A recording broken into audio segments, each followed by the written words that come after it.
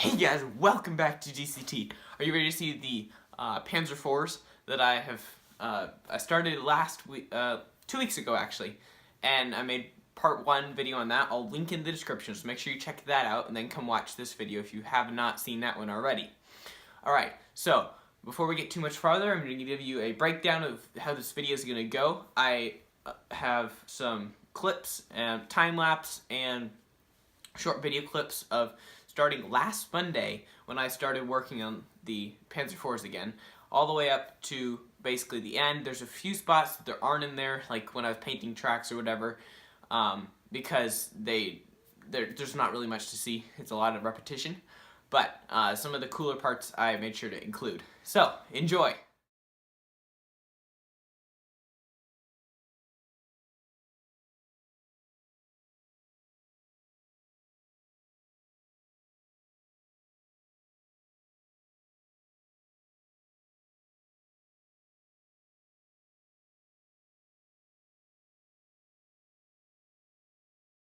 Hey guys, I'm gonna head out because I got to go somewhere, but I'm gonna give you an update of what I've done and what you missed in the time lapse because it was kind of boring. So so far I have, as you saw in that time lapse, I just did a dark wash over all those. I have not done my command Panzer IV J because I need to actually spray paint a little bit that I missed there, so that will be drying. But yeah, all that you saw, if you saw at the beginning, these were all glued and drying. I just painted all the tracks and glued them on, clamped them down, and they basically got left for a day because I didn't get to work on them yesterday. So that's what I've done so far, and now I'll be moving on to the next part.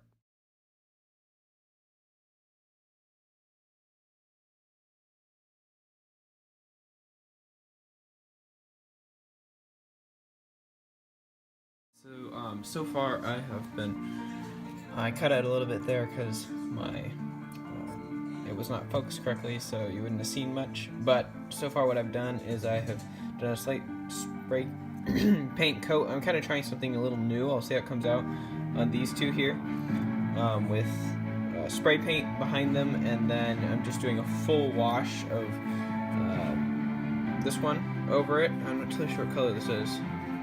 It's not quite milk chocolate, I don't think, but and then this is going to be my Panzer IV J, which is my second lead tank, HQ command tank. So I'm going to do that one. I thought about doing it in a winter, kind of like a winter camouflage, but I don't think I have time for that, so I'm just going to do a straight out, just kind of gritty black look. And we'll see how these come out. This one's going to need a little help. No, hopefully I can do this one a little better, but at least we have these two that came out pretty decently, and I'm going to do this one well. But yeah, just a quick update.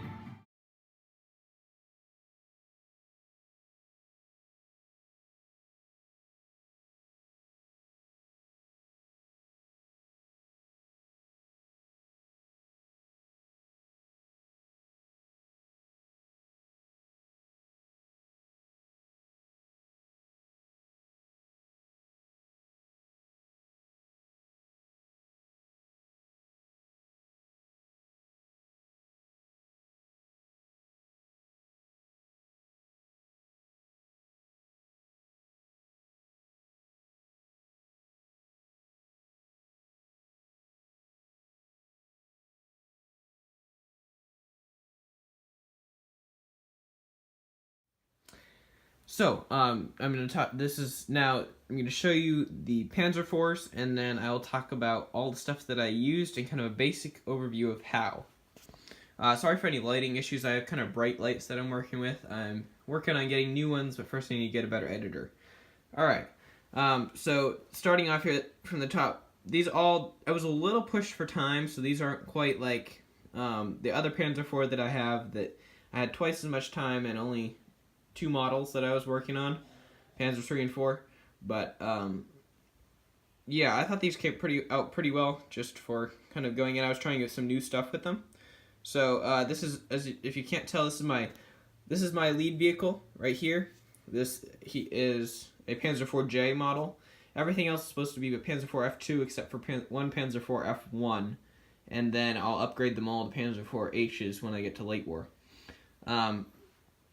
So as you can see here, this one, I did a if you can't tell, it may not pick up on camera, especially on the table it's on. It's a bit lighter than all the others because I did a lighter wash on it to see how that turned out, which I don't quite like it as much. It looks more like some primer showing, and these aren't supposed to be super worn. These are supposed to be more like the new vehicles that I've got here, and I'm gonna weather them more for late war when I get there. So yeah, they came out really well. I'll see if I can maybe shoot some photos later. Oh, there we get shadow. Sorry. Yeah, great. Well, so this hatch, if you can't, that didn't come out quite as well, and it may not be totally prototypical. I believe they had white on the inside.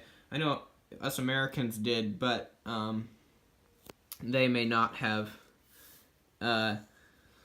But it's a lot easier to see when you're looking down. If you don't see the little head, you just look for the little white marker type thing, and it's a bit easier to see. Sorry for the shakiness. I'm ordering, actually, yeah, that's another exciting news. I've ordered a better microphone and a more, so it'll make the filming a bit smoother. Not quite a gimbal, but so a lot less shaking. Anyway, on to the actual stuff I used. Okay. So, sorry if we have any lighting issues. Sorry I keep mentioning this, but it's distracting to me at least.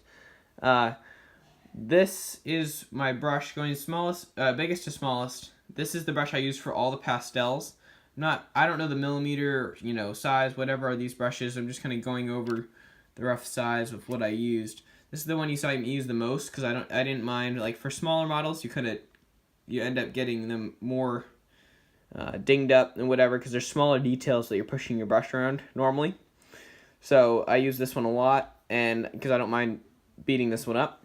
This one I think I used a little bit at the beginning or adding a few smaller spots to it, but it did get a little bit frilly there. So now moving on to my pastels. This is just these are all from Michaels. Just these. I think it's $10-12. They're not expensive and they've lasted me a long time. They done well. And you can get more. You can get more, like bigger kits with more colors. But this is all I had needed for right now. I'll probably get a bigger one when I replace this. But so now spray paints. I used. This was that lighter color that I had talked about back in the time lapse there. It's a Testors. Let me get the lid so you can see. It is textured. There we go. So I wouldn't recommend using it. I didn't totally care because it's like a desert camouflage color, and I was trying to see if I could get kind of like dry dirt color on the, under like the tracks and everything, but it didn't really go for the effect I wanted to. This is what I used for this is the base coat of everything, because they come in, as you've seen, that just kind of base color. So I had to paint them all gray, dark gray. It is gloss, but it wasn't an issue because I had chalk and all that. And then this is the white for the hatch. This is milk chocolate. This and black are what I use the most in really all my models because this can be rust, this can be dirt, works for about everything.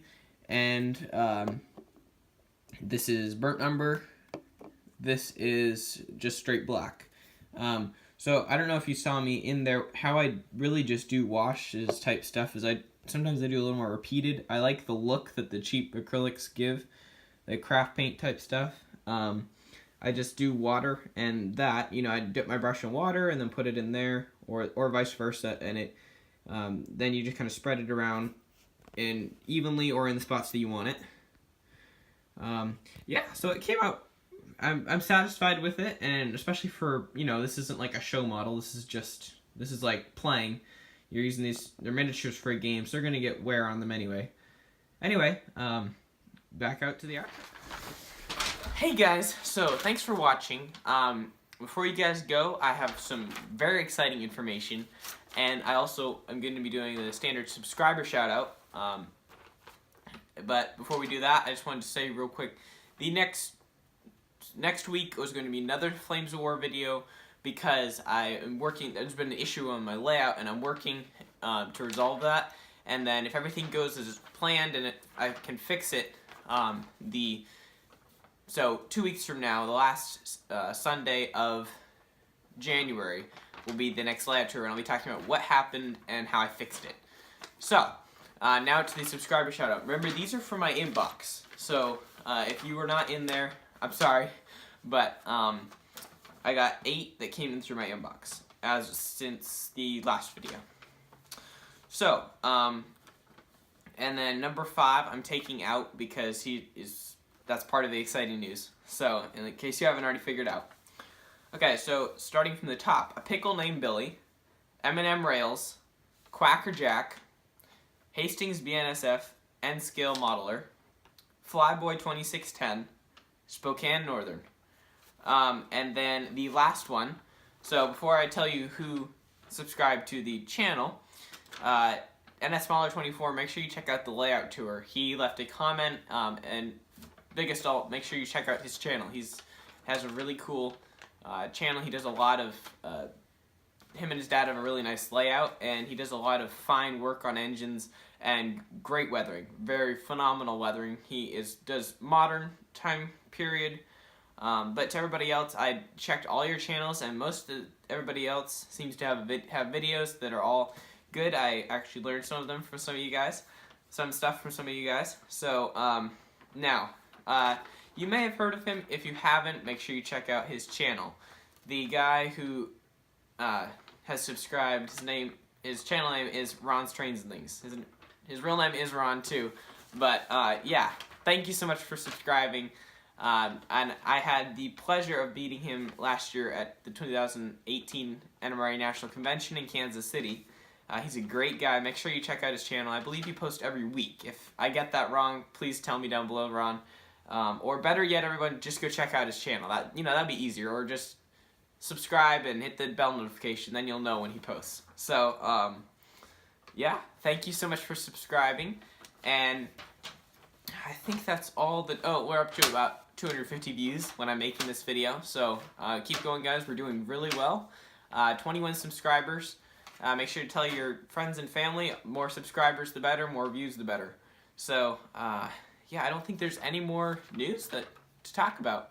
Thank you guys so much for watching, and have a wonderful afternoon, for me, and please like, comment, and share, and subscribe. Thank you.